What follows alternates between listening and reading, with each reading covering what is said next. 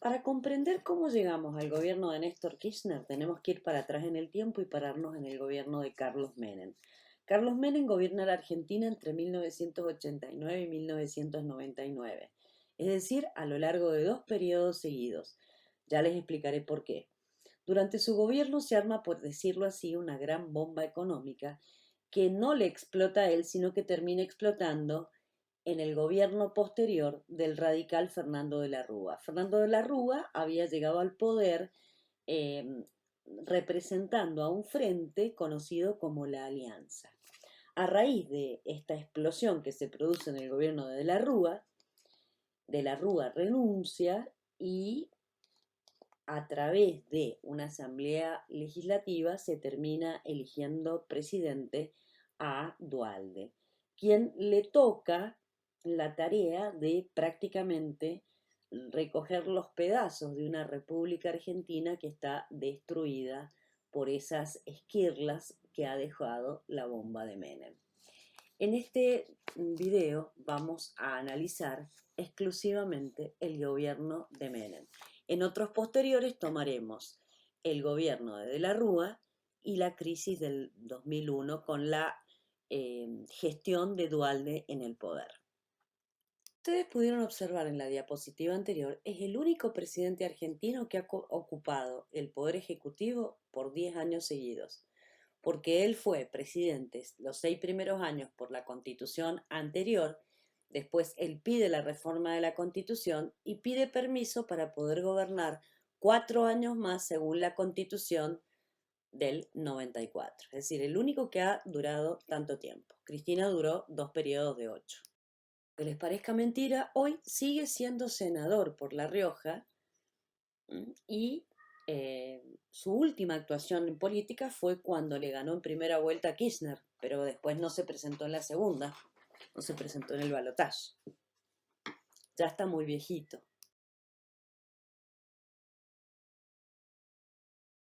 Pero veamos algunos datos de él. Es un riojano que nace en Anillaco, es de una familia de origen sirio. Él estudia abogacía en la Universidad de Córdoba y es peronista desde toda la vida. Ha sido 2 veces presidente, los 2 periodos que les mencioné, actualmente senador por La Rioja, y también tiene un hermano que se dedica a la política que se llama Eduardo Menem.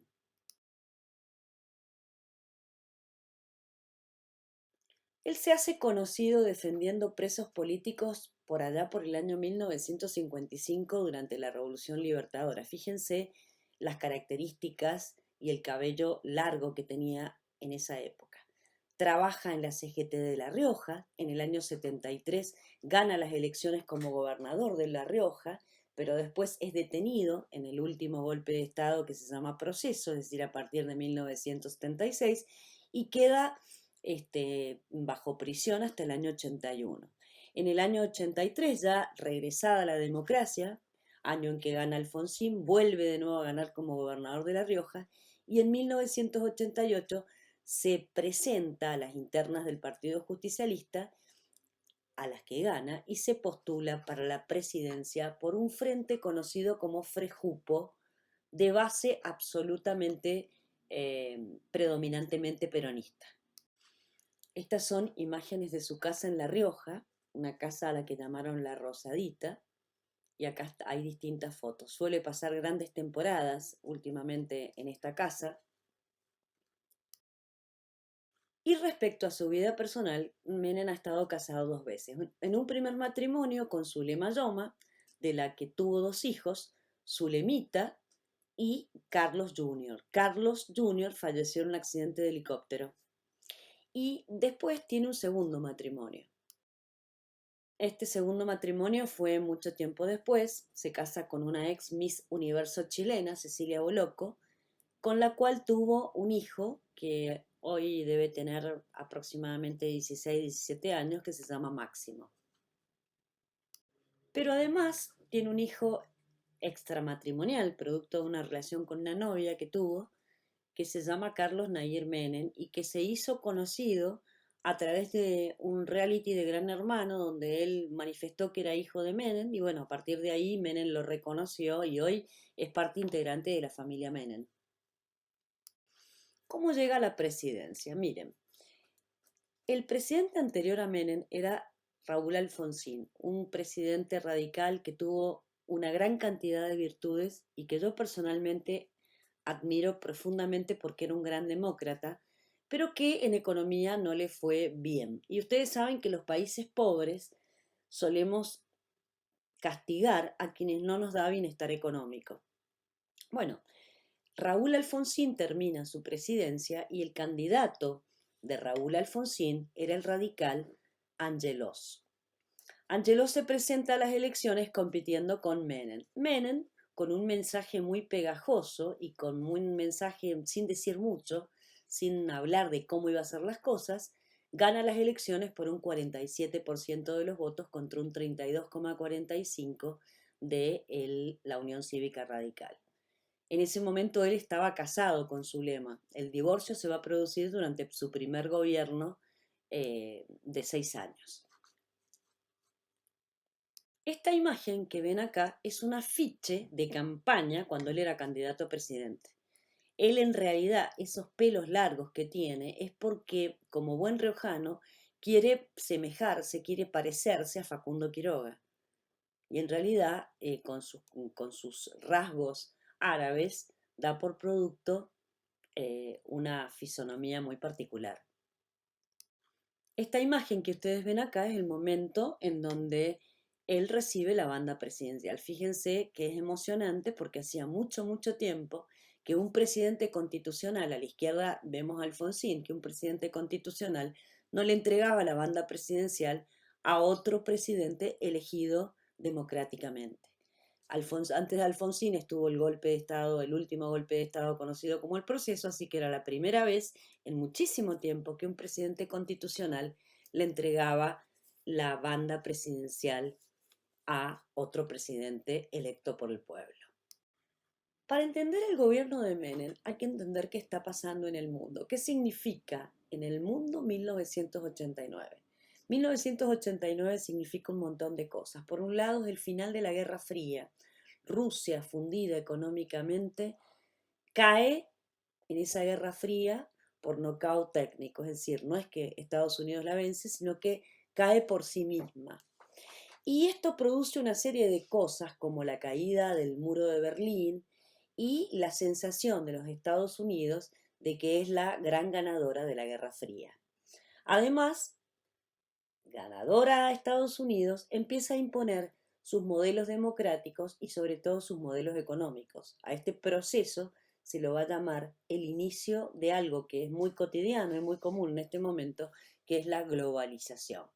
Acá tenemos una imagen de la Puerta de Brandeburgo en Alemania y lo que fue el día de la caída del muro de Berlín, el día que se derribó ese muro que dividía la Alemania comunista de la Alemania democrática. Para entender qué hizo Menem en el gobierno, tenemos que tener en cuenta un documento que se llama el Consenso de Washington, que fue hecho en el año 1989 por el Banco Mundial y el Fondo Monetario Internacional. Ustedes saben que ambos organismos son organismos de las Naciones Unidas y bueno, un país que pisa fuerte en las Naciones Unidas son los Estados Unidos. Tanto el Banco Mundial como el Fondo Monetario Internacional prometieron ayudar a países que tenían problemas, entre paréntesis como nosotros, siempre y cuando estos países cumpliesen con recomendaciones, con deberes que estaban establecidos en este documento llamado Consenso de Washington. ¿Qué eran o cuáles eran esas recomendaciones? Por un lado, la disciplina fiscal. La disciplina fiscal significa que un país tiene disciplina fiscal cuando no gasta más de lo que tiene.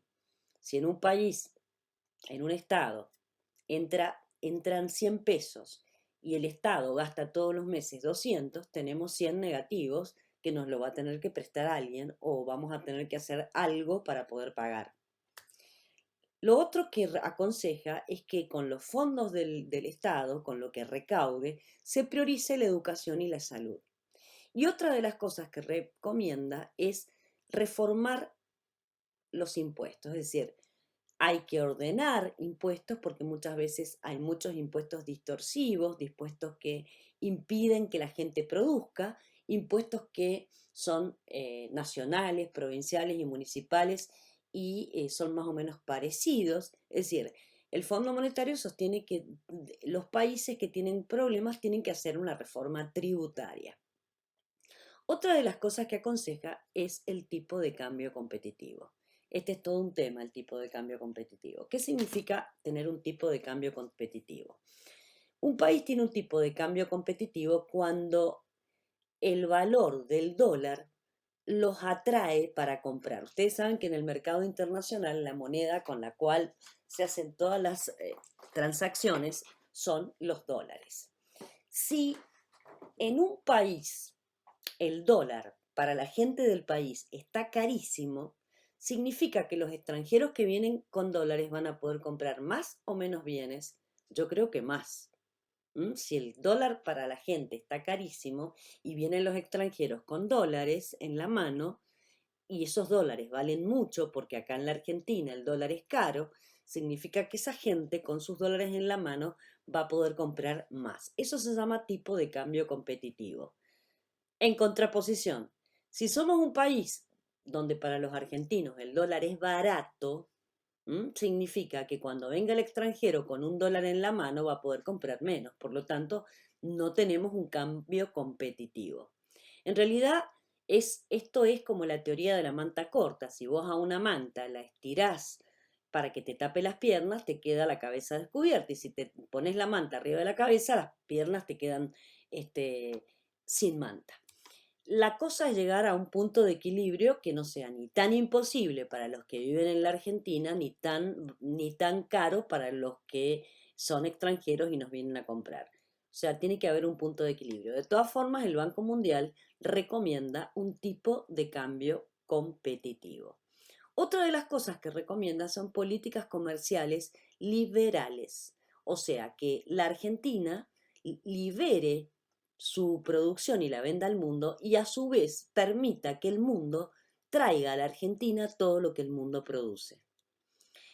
Otra de las cosas que aconseja el consenso de Washington es el estímulo a que vengan a invertir al país en empresas extranjeras. Si ustedes se ponen a ver, es exactamente lo contrario que dice es exactamente lo contrario a lo que dice Néstor Kirchner, a lo que se defiende en el ciclo K o a lo que se entiende por modelo nacional. Y finalmente aconseja que los estados se saquen de encima empresas que tengan, por ejemplo, Aerolíneas Argentinas, YPF, algún servicio de electricidad, si tiene empresas telefónicas, etc. Porque los del consenso de Washington, que tienen un pensamiento liberal, piensan que el Estado solamente tiene que ocuparse de lo mínimo indispensable y no puede ocuparse de atender empresas que podrían estar mejor en manos de privados. El último punto importante del consenso de Washington dispone la protección de la propiedad privada. Ahora bien, todo aquel país, decía el documento, que estuviese en condiciones de proponerse cumplir con estas recomendaciones, recibiría ayuda financiera, entre paréntesis, dinero, sobre todo si era un país endeudado y que tenía dificultades. O sea, este consenso de Washington nos venía como anillo al dedo, le venía a Menem apenas llegado al poder como anillo al dedo. Y Menem decide aceptar cumplirlo. Por eso la sorpresa de los peronistas, porque los peronistas son absolutamente contrarios a todas las ideas del consenso de Washington, es decir, al pensamiento liberal. Ellos tienen su propio pensamiento, ya cuando veamos a Perón lo vamos a profundizar, pero son todo lo contrario, son absolutamente lo contrario al pensamiento del consenso de Washington. Y así, sin decirlo, Menem empieza su primera presidencia que dura hasta el año 1995. Olvida las ideas del peronismo y lanza un plan liberal que lo va a llevar a enfrentarse con la Asociación de todos los obreros argentinos, que es la CGT, y con otros peronistas que le van a decir, che, ¿qué te pasa? ¿Por qué estás haciendo esto si esto no es lo que hace un peronista? Obviamente convoca a trabajar con él a gente no peronista de los sectores liberales del país. Por ejemplo, sus dos primeros ministros de Economía fueron ejecutivos de una multinacional llamada Bunge Board. Me refiero a Miguel Roig y a Néstor Rapanelli.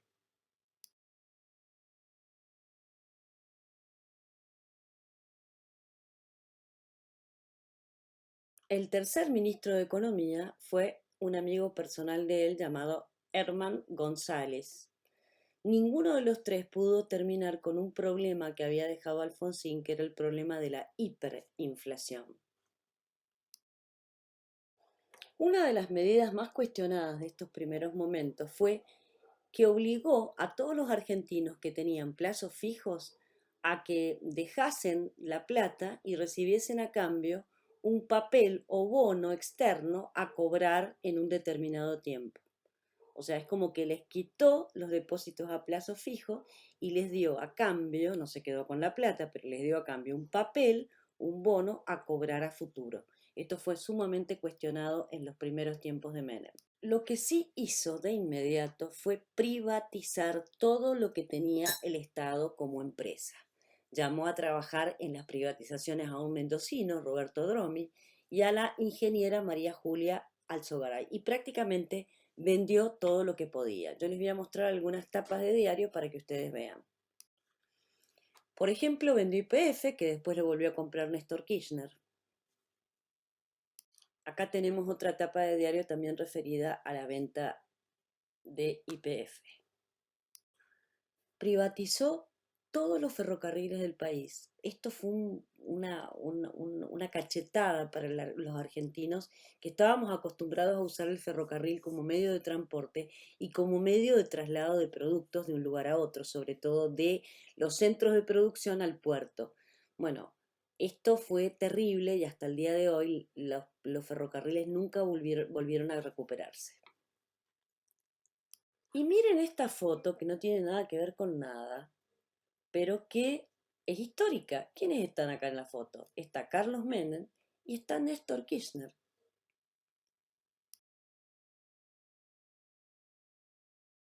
La gran pregunta del millón es si privatizar es malo, y eso depende. Si se adjudican a empresas serias que las van a tener a estas empresas, es bueno porque esas empresas van a dar mejor servicio que si estuviera a cargo del Estado. Si se las controla y se limita en cuanto a precios y otras cuestiones, mucho mejor. Si sirven para aumentar la competencia entre otras empresas, eso es lo ideal. Es decir, si yo privatizo una empresa, por ejemplo, de teléfonos, me encantaría que no se la diera a uno solo comprador, sino que se la diera a varias empresas, cosa de que yo tenga la oportunidad de elegir en un mercado perfecto cuál es la empresa que a mí me conviene contratar. Con Menem, en realidad, las empresas no fueron repartidas entre muchos, sino que se siguió manteniendo un monopolio, es decir, le vendía todos los teléfonos a Telecom o la gran parte de los teléfonos a Telecom, toda la luz a una determinada empresa, es decir, se mantuvo la concepción de monopolio. En el caso de las empresas que compraron empresas del Estado en el gobierno de Menem, no fueron muy controladas. Entonces, donde estas empresas no obtenían ganancia, directamente cortaban el servicio. El caso más terrible fue el de los ferrocarriles. Cuando un ferrocarril tenía un recorrido que le daba poca ganancia, directamente lo cortaba. Y así la Argentina empezó a incomunicarse. Menem se privatizó todo en el país. Prácticamente no quedó ninguna empresa en manos del Estado y estas privatizaciones dejaron al país un dinerito importante, nada más ni nada menos que 25.006 millones de dólares.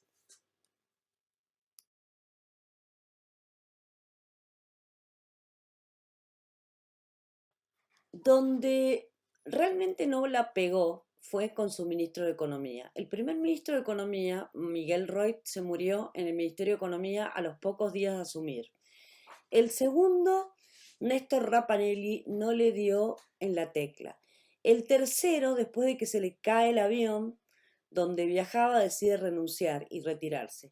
Hasta que en el año 91 se decide a darle la oportunidad a un individuo, un economista muy prestigioso, conocido como Domingo Cavallo.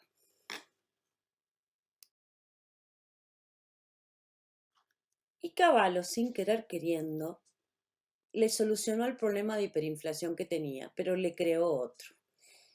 ¿Qué hizo? Hizo una ley que se conoce como la ley de convertibilidad. Una ley que quizás el problema que tuvo fue su duración. Fue una ley demasiado mantenida en el tiempo, desde 1991 hasta el año 2001 y los primeros días del 2002. ¿Qué establecía la ley de convertibilidad? Que la moneda argentina estaría respaldada por el Banco Central con sus reservas. Se cambiaba la moneda. La moneda de Alfonsín se llamaba Austral, él creaba una nueva moneda llamada pesos argentinos y fijaba una relación de un peso de los nuevos equivalía clavado a $1 y equivalía a los 10.000 australes de Alfonsín. Por esta ley se ataba el peso al valor del dólar y además prohibía emitir moneda para no generar inflación. ¿Cuál es el problema? Que ustedes saben, la economía de un país es lo que hace que una moneda sea fuerte o débil. Los países poderosos tienen monedas poderosas, los países débiles tienen monedas débiles, porque todas las monedas tienen que tener respaldo de la riqueza de ese país. Si ustedes cierran los ojos y comparan Estados Unidos con la Argentina, se van a dar cuenta, sin ser economistas, que ¿quién tiene la capacidad de tener una moneda más fuerte? Obviamente Estados Unidos. Ahora, si vos por ley atás el peso argentino al dólar, eso te genera una distorsión, porque un peso no tiene el mismo respaldo que tiene un dólar. Bueno, Menem ató el peso argentino al dólar y en realidad el peso argentino podrá haber tenido el mismo valor que el dólar en el momento en que creó la ley, pero a medida que pasó el tiempo, el peso argentino se fue desvalorizando, mientras que el dólar siguió manteniendo su verdadero valor. Fíjense en esta imagen, Cavallo sonriente, mostrando cómo un peso argentino, de los que él acababa de crear, equivalía a un dólar norteamericano. Y el orgullo de poner una moneda en paridad, pero era una cosa bastante ficticia, era como vivir en el País de las Maravillas, era como sentirse que vivíamos en los United States cuando de pronto nosotros teníamos una serie de problemas de tipo subsistencia que Estados Unidos no lo tenía. Por más que queramos compararnos, no podemos. El que haya ido a Estados Unidos sabe de qué estoy hablando. De acá tenemos la colección de billetes que él fue creando o que creó con la ley de convertibilidad. 1 peso, 2 pesos, 5 pesos, 10 pesos, 20 pesos, 50 pesos. Todos equivalentes a dólares. Es decir, en aquella época vos ibas a un negocio y te decían, por ejemplo, sale 20 pesos, igual $20. Y podías en algunos negocios hasta pagar con dólares, porque la moneda estaba atada al dólar.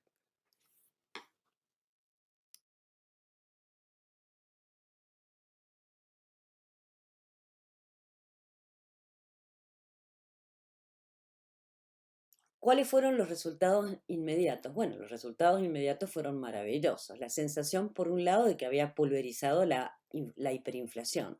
Una sensación de estabilidad, porque los precios no podían subirse, además estaban atados al dólar, además la gente empezó a comprar en cuotas, a viajar al exterior, empezaron a venir inversiones de todos los lados del mundo, aumentó el PBI, aumentaron las exportaciones, pero eran exportaciones que tenían que ver sobre todo con los recursos naturales, es decir, hidrocarburos, petróleo, uranio, etc. Y disminuyó la pobreza porque como bajó la inflación, de todas maneras, solamente por eso disminuyó la pobreza. Esto fue el efecto inmediato que fue bueno. El problema a la larga fue sostener ese, esa mentira de que el peso argentino realmente equivalía a un dólar. A la larga, la convertibilidad va a tener consecuencias muy negativas. Por un lado, aumentó el desempleo porque muchas empresas privatizadas echaron a muchísima gente que antes trabajaban cuando las empresas eran del Estado. En segundo lugar, se perdió la competitividad del tipo de cambio. O sea, cuando el dólar es barato para nosotros, para el mundo somos caros. Y cuando el dólar es caro para nosotros, para el mundo somos baratos, por lo tanto nos vienen a comprar muchísimo. Bueno, en este caso, como un peso equivalía a un dólar, éramos carísimos para el mundo, por lo tanto nos venían a comprar menos. Y cuando nos compraban recursos no renovables como hidrocarburo, uranio, etcétera. Y por otro lado, convenía más comprar en el exterior que producir. Por ejemplo, yo tenía un vecino que toda su vida se había dedicado a la plantación de olivos. Él se dedicaba a la preparación de aceitunas. Y en aquella época directamente compraba las aceitunas a Brasil y las preparaba acá porque les convenía más preparar las bases aceitunas importadas que ponerse a producir aceitunas acá en Mendoza. Obviamente, aumentamos la deuda externa. En aquel entonces se volvió una deuda de aproximadamente 63 millones de dólares. Esta es la deuda que va a canjear Néstor. Era más o menos el 38,7% del PBI en 1990 y en el año 1999 la deuda era del 42,3% del PBI de la República Argentina. O sea, aumentó la deuda. Esta es la deuda, les vuelvo a repetir, que termina canjeando y quitando Néstor Kirchner. Acuérdense el canje de la deuda. Dije que uno de los efectos negativos era el aumento de la desocupación y de la subocupación. ¿Qué es la subocupación? Bueno, cuando trabajas eh, muy pocas horas. Por ejemplo, un desocupado es aquel que directamente no tiene trabajo porque los echaron de su empresa y bueno, recibió una indemnización, pero se quedó sin trabajo. Un subocupado es aquel que trabaja por unas poquitas horas, que no tiene una frecuencia normal en su trabajo. En materia de relaciones exteriores, es un gran promotor del Mercosur. Además, restablece las relaciones con el Reino Unido después de la Guerra de Malvinas. Es el primer presidente que vuelve a dialogar con el Reino Unido después de la fatídica Guerra de Malvinas del 82. Y si tiene que preferir un país, ese país preferido es Estados Unidos. Tal es así que decide enviar tropas argentinas a la Guerra del Golfo del año 1991. La Guerra del Golfo fue una guerra entre Estados Unidos e Irak por la región de Kuwait. Y en ese momento estaba de presidente Bush, pero Bush padre, no Bush hijo. Bush hijo es el de las Torres Gemelas. Y esto le hizo ganar a Argentina el estatus de aliada de la OTAN, por lo cual hizo renuncia al uso de armas nucleares. En ese momento nuestro canciller, nuestro ministro de Relaciones Exteriores, era Guido Di Tella. Más nombradas del gobierno de Menem fue la ley que anulaba el servicio militar obligatorio. Esto se dio en el año 1994 como consecuencia de un caso conocido como el caso Carrasco.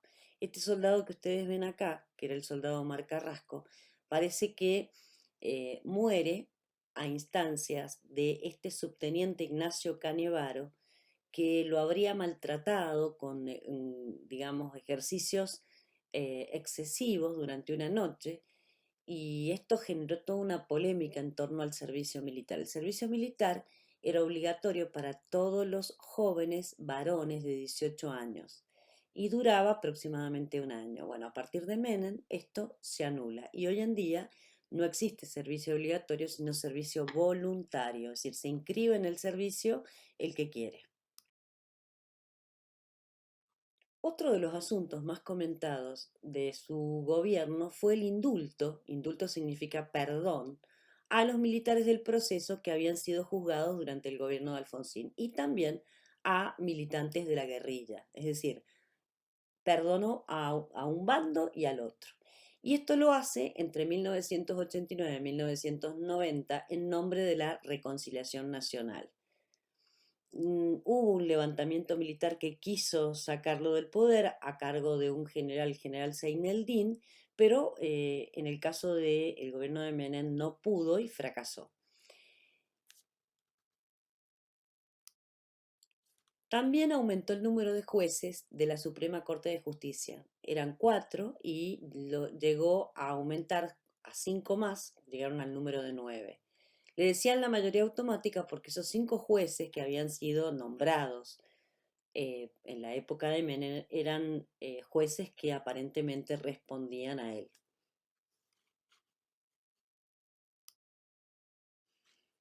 Ya pasando al plano de las tragedias, durante el gobierno de Menem se dieron dos atentados eh, contra instituciones judías. El primer atentado fue en el año 92. Fue una bomba que voló literalmente la embajada de Israel y que generó 29 muertos. No obstante eso, hubo otro atentado posterior, no a la embajada, sino a la mutual de los judíos que se conoce como AMIA. El atentado a la AMIA del 18 de julio de 1994 se llevó la vida de 85 muertos. En este caso pusieron un coche bomba que lo hicieron explotar contra la mutual judía, donde funcionaba, entre otras cosas, un jardín de infante en el subsuelo y que era un lugar muy concurrido en pleno barrio de Once. La voladura de la AMIA aparentemente es llevada a cabo por organizaciones fundamentalistas islámicas con sede en Líbano, pero coordinadas por Irán.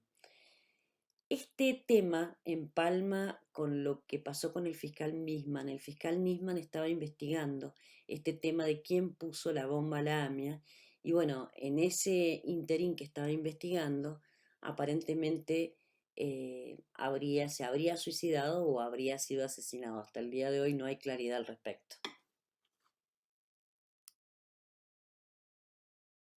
Este tema del atentado a la AMIA hasta el día de hoy está muy poco claro. Se dice que Menem recibe dinero para desviar la investigación contra Irán, para que Irán no quede en el foco de la tormenta. Esto en el 2004, un tribunal federal comprueba que el juez que actuó en ese momento, que era el juez Galeano, había sobornado, a pedido del presidente Menem, a uno de los supuestos acusados para que se incriminara como que él había sido, era agente de la policía de Buenos Aires. Entonces nunca quedó claro si realmente este soborno por parte de Irán a Menem existió y si le dieron dinero para que se callara y si el juez Galeano actuó porque Menem se lo pidió. Es algo que, bueno, también estaba dentro de las fojas de investigación del fiscal Nisman.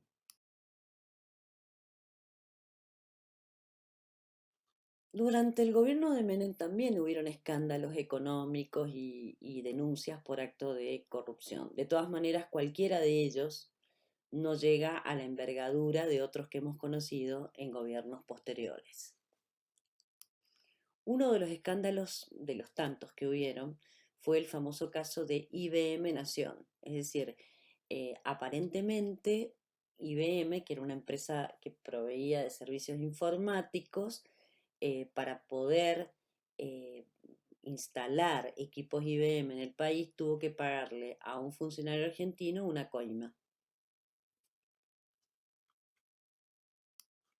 Yo les he contado que Menem gobernó durante dos periodos. El primer periodo por la vieja constitución, pero en el año 94 hace una nueva constitución, ordena una reforma constitucional. Antes de ordenar la reforma constitucional, firma con el jefe de la oposición, que en ese momento el jefe de la oposición era el expresidente Raúl Alfonsín, un pacto conocido como el Pacto de Olivos. El Pacto de Olivos se firma un año antes de la reforma constitucional, es decir, en 1993. Y acá tenemos un titular de diario. ¿Cuál fue el problema? Que partidos políticos que no eran ni el peronismo ni el radicalismo se sintieron absolutamente desplazados y ninguneados. Por lo tanto, el Pacto de Olivos fue bastante resistido, incluso por muchos peronistas que no les gustó esta manera de proceder. Esto que ustedes ven acá son los 5 puntos principales que acordaron los peronistas y los radicales, o mejor dicho, Menem y Raúl Alfonsín. Por un lado, el acortamiento de la duración del presidente de 6 a 4 años. Además, la reelección, al durar 4 años, por un periodo más de 4 años. Por otro lado, se decidió por primera vez que el jefe de la ciudad de Buenos Aires fuese electo por la gente del lugar. Antes lo elegía directamente el presidente al jefe de la ciudad de Buenos Aires. Estoy hablando del cargo que ocupa en este momento Rodríguez Larreta. Y se crea el Consejo de la Magistratura para que proponga nuevos jueces cuando tengan que ser electos. Además, se incluyen en la Constitución nuevos derechos y garantías como el derecho a la niñez, a la ancianidad y los derechos que tienen que ver con la ecología. Yo les he contado que el Pacto de Olivos enojó a mucha gente, porque la gente de otros partidos que no era ni el peronista ni el radical se sintió como que no la habían hecho participar en nada. Algunos opositores del peronismo se enojaron y armaron su propio partido que se llamó el Frente Grande. El Frente Grande va a ser responsable del gobierno siguiente, porque los radicales van a unirse al Frente Grande y se va a generar lo que se llama el Frente Alianza, que llevó al poder a De la Rúa como candidato a presidente y a Carlos Álvarez como candidato a vicepresidente. ¿Qué pasa? De la Rúa era un representante del radicalismo y Carlos Álvarez era un representante del Frente Grande. Este frente que se arma uniendo al Frente Grande junto con la Unión Cívica Radical se le pone de nombre Alianza, pero en realidad se llamaba la Alianza por el Trabajo, la Justicia y la Educación. Y llegamos a los últimos 4 años de Menem. Menem termina de gobernar los 6 primeros años, se ocupa de reformar la Constitución y pide permiso para presentarse por la nueva Constitución. Entonces, le permiten presentarse, por lo tanto, sale electo y gobierna 4 años más. El 14 de mayo de 1995 se hacen elecciones y gana por el 49,94% de los votos. Como ustedes ya están cancheros con el tema del balotaje, se van a dar cuenta de que no necesito ir a segunda vuelta. En este segundo gobierno prioriza 2 temas, el tema social y el tema de la desocupación.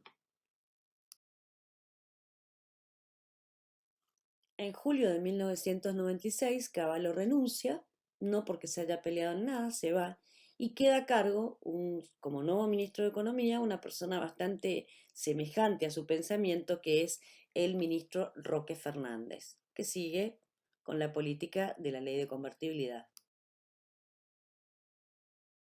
Ahora, en este segundo mandato notamos que hubo una pérdida de popularidad y es lógico.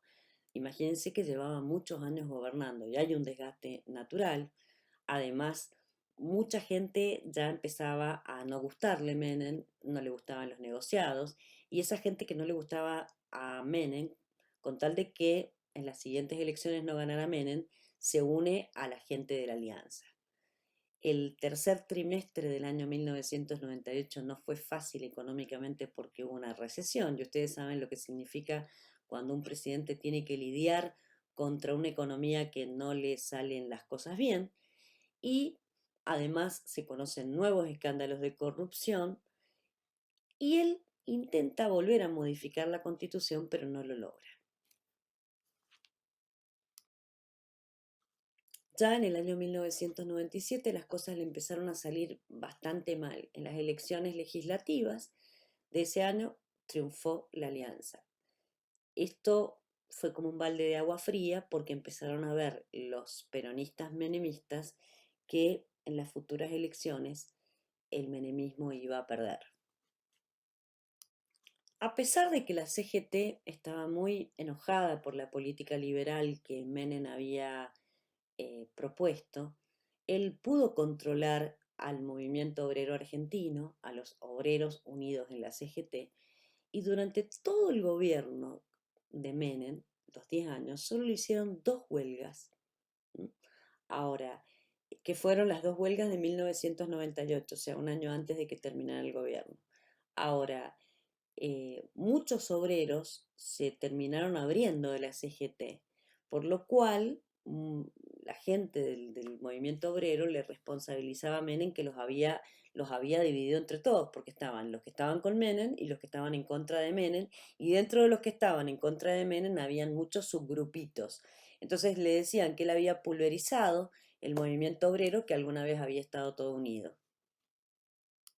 Fíjense, los que no querían a Menem, los que se salieron de la CGT, les nombro algunos.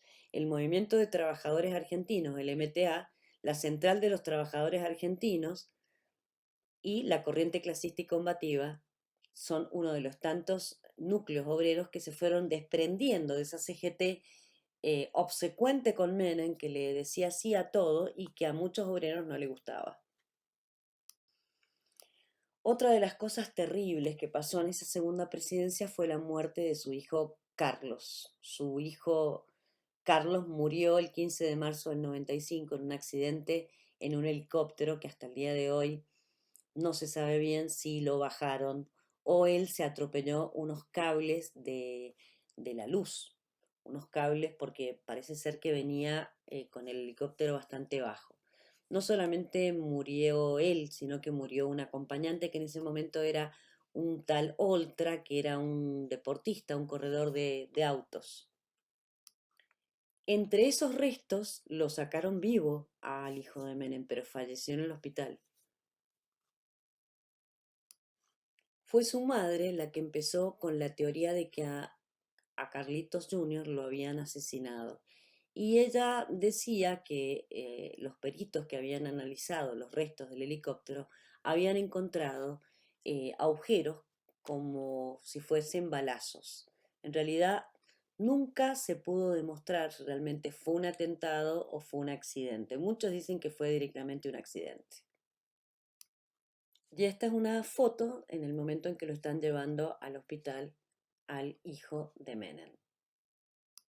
Otro de los casos más tremendos de este segundo gobierno fue el llamado caso Cabezas de enero de 1997.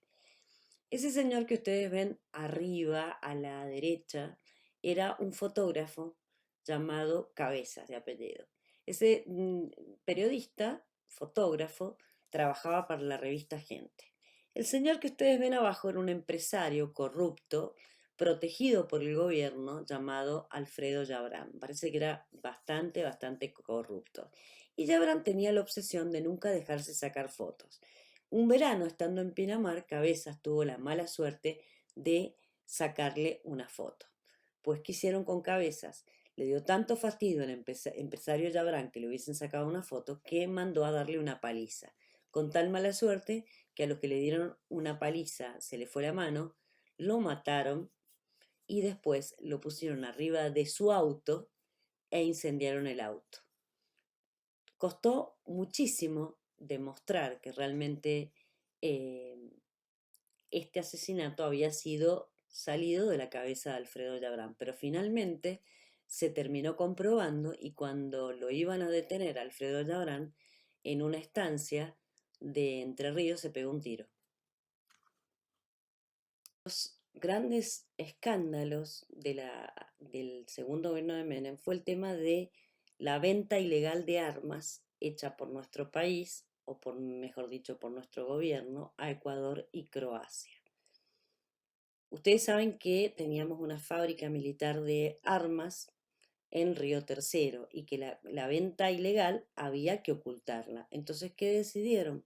Para que no quedasen rastros de que se había fabricado armas y pólvora y que esas armas y pólvoras habían desaparecido, para no dejar rastro y tener que dar explicaciones a quién se la habían vendido, decidieron volar la fábrica, con tal mala suerte que la fábrica la incendiaron, pero también incendiaron prácticamente al pueblo de Río Tercero. Fue un desastre Río Tercero. Yo los invito a que busquen videos en YouTube de lo que fue el atentado y el incendio de la fábrica militar de Río Tercero. Río Tercero está en Córdoba y lo que significó con el tiempo, bueno, se descubrió todo, se descubrió que había sido un incendio provocado y que era para tapar, para ocultar que se había estado fabricando armas y no dejar ninguna huella y lo que es peor, que esas armas se vendían en forma, el Estado argentino a escondidas lo vendía en forma ilegal a Ecuador y a Croacia. Por esta situación, Menem llegó a estar preso con prisión domiciliaria. Y acá tienen una foto de lo que fue la voladura de la fábrica de armamentos de Río Tercero. Pero, ¿cuál fue el problema? Volaron la fábrica y el pueblo que estaba pegado a la fábrica, el pueblo de Río Tercero vivía la mayor parte trabajando para la fábrica. Bueno, resultó terriblemente perjudicado. Además, las, las balas y las bombas salieron eyectadas de la fábrica y pegaron en las casas y en el pueblo en general. Les vuelvo a repetir, vean, busquen en YouTube eh, incendio a la fábrica de armamentos de Río Tercero y van a ver lo que fue eso. Parecía una película de guerra. Finalmente llegó 1999, las elecciones, y Menem no se pudo presentar, pero de todas formas el candidato que se presentó por el Partido Justicialista terminó perdiendo, que era Duhalde, y quien ganó fue Fernando de la Rúa. Fíjense ustedes qué locura. Fernando de la Rúa ganó las elecciones del 99, pero terminó renunciando. ¿Y quién tomó el poder cuando Fernando de la Rúa renuncia? El que había perdido las elecciones en 1999, es decir, Eduardo Duhalde. En la siguiente clase voy a tratar de buscarles un video exclusivamente para explicarles qué es la inflación, para que ustedes lo entiendan y para que ustedes lleguen a comprender lo que significó que Caballo hiciera la ley de convertibilidad, aunque fue una bomba que después le terminó de explotar a De la Rúa. ¿Por qué? Porque un peso con el tiempo no valía lo mismo que un dólar. Y la diferencia del mayor costo del dólar la ponía el Estado argentino. Esto lo vamos a volver a ver en nuestras próximas clases. Hasta mañana.